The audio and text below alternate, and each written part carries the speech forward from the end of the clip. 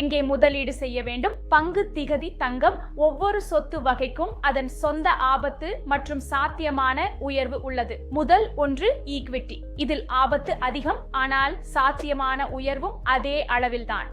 நீங்கள் நீண்ட காலத்துக்கு முதலீடு செய்ய விரும்பினால் இது மிகவும் நல்ல விருப்பமாக இருக்கும். இரண்டாவது கடன் கருவிகள். இதில் குறைந்த அபாயம் உள்ளது. இதனால் உங்களுக்கு திருப்பங்கள் ஒப்பீட்டளவில் குறைவாக கிடைக்கும். நீங்கள் ஒரு பாதுகாப்பான முதலீட்டாளர் என்றால் கடன் ஒரு மிகவும் நல்ல விருப்பமாக இருக்கலாம். மூன்றாவது தங்கம்.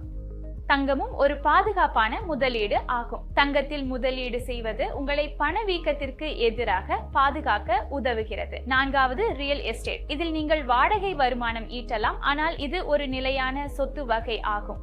அதாவது இதனால் உங்களுக்கு விரைவான திரவத்தன்மை கிடைக்காது. இப்படிப்பட்ட சிறிய மற்றும் சுருக்கமான வீடியோக்களுக்கு எங்களை லைக் மற்றும் சப்ஸ்கிரைப் செய்யவும்.